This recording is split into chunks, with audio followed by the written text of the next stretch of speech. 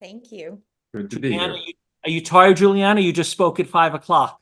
No way, I eat plants. I've got lots of energy. Okay, great. So thank you both for joining us again. Um, so my first question is, when people come to you, both of you, and they say, I eat a whole food plant-based diet, just like you told me, but my blood sugar is still between 100 and 125. What do you tell them to do to get it lower? What advice do you have for them? Well, first of all, people may be eating a healthy diet today, but there's sometimes a cumulative damage that takes a while to unwind. So one thing you always want to know is how close to optimum weight is a person. If they have excess fat, that means they're going to have excess visceral fat. If they have excess visceral fat, they're going to have inflammation that's interfering with all kinds of functions in their body. So first question is, have they done it long enough to achieve optimum weight? Second of all, even assuming they're eating a whole plant food SOS-free diet, in which, it's a big assumption because a lot of people are vegan, but there's a lot of things that are vegan that aren't necessarily healthy. But assuming that they are on a whole plant food diet and they are avoiding salt, oil, and sugar, remember there's other factors that affect blood sugar levels, including exercise. So people that engage in regular aerobic exercise do better than people that don't.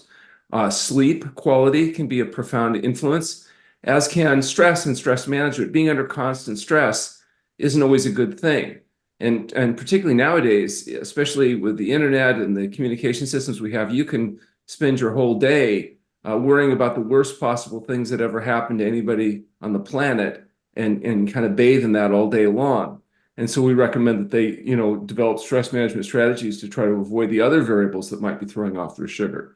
And if, in fact, they're doing all those things well, but they're still reluctant or resistant, then what we do is we bring them to True North Health Center and put them on a medically supervised water-only fast until the insulin resistance is resolved, and then go back and do exactly the same things, and normally that'll work well. Thank you.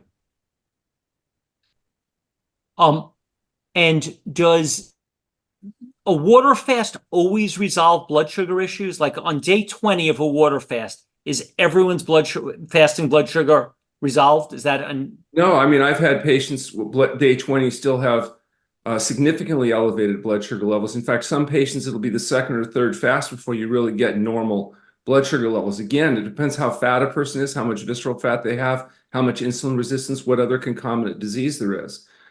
Some people have spent years or decades accumulating their disease. They don't necessarily resolve everything in 20 days. Got it.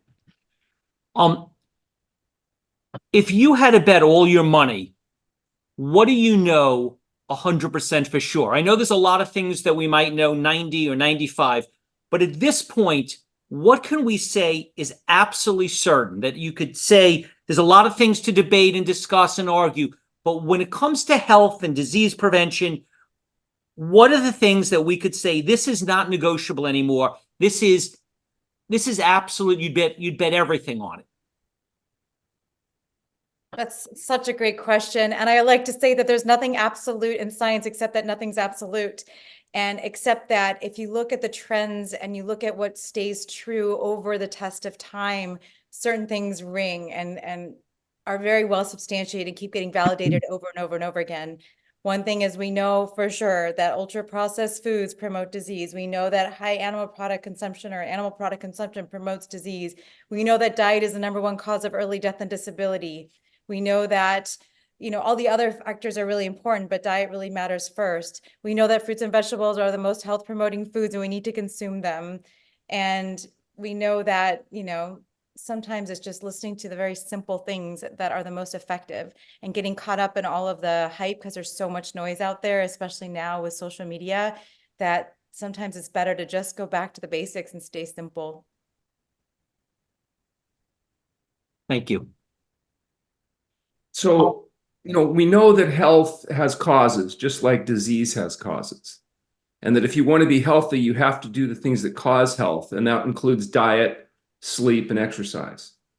And, we believe that a whole plant food SOS-free diet is the diet most likely to result in health for the majority of patients. But there's obviously going to be variations individually within even the limits of that. and that sleep and exercise are critical components that are often underestimated. Honestly, though, most patients that adopt a whole plant food SOS-free diet, get regular exercise and sleep, end up being healthy and happy, and they don't have a lot of time to worry about all the fine details. Thank you. What is the best data on what to do to prevent bone problems like osteoporosis and arthritis? The most important thing for bone health is really exercise and stimulating the bones and having, resistance exercise on a regular basis. And that's something that gets lost a lot, but it's number one most important. And then, of course, a diet that's supporting that, you're not having all these products that are leaching from the bones. You're making sure that you're getting enough of your vitamin D is a healthy level, your serum levels of vitamin D, you're getting enough fruits and vegetables. You are not consuming all this. It's all the same. It's always like a one size fits all approach to all of these things. But number one is providing resistance onto your muscles on a regular basis, on your bones on a regular basis, and eating a diet that supports it. There's all these other nutrients that come into play. You want to make sure you have vitamin B12, you're taking your B12, you're taking, you're getting some vitamin K and getting all your leafy green vegetables. There's all these other nutrients that come into play because it's such an incredibly diverse mechanism of action by which we keep the bone metabolism in its optimal levels. But it's eating a health promoting diet, making sure you're getting the proper supplements that you need, and most importantly, that you're persistently doing resistance exercise. So I agree with all of that. In addition to doing the things that support bone health and including exercise and diet, it's also about not doing the things that tend to compromise bone health. And so the sodas, the caffeinated beverages, the meat, fish, fowl, eggs, dairy products, all the high sulfur amino acids, basically the standard American diet. Is there anything from the whole food plant-based world that's bad for my bones?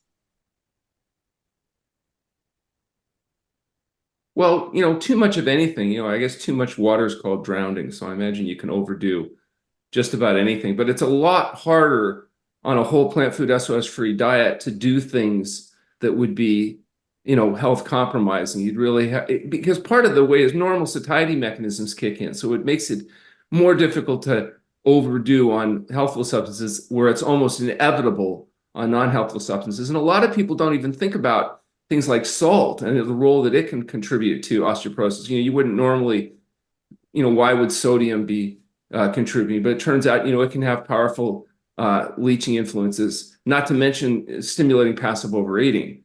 And also it allows you to eat things that you wouldn't normally eat or you wouldn't eat as much of. And as a consequence, even something without any calories like salt can make people fat and sick and contribute to osteoporosis.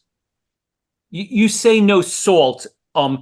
When people talk about Bragg's liquid amino, Namo shoyu, coconut aminos, even kelp, do you mean, is that a solution or is that the same thing? Well, I mean, it's called let's pretend, so we take it in the form of tamari or we take it in the form of hidden somewhere else. But ultimately what I'm talking about is, sodium chloride. So sodium chloride in any of its forms done excessively is going to be a problem.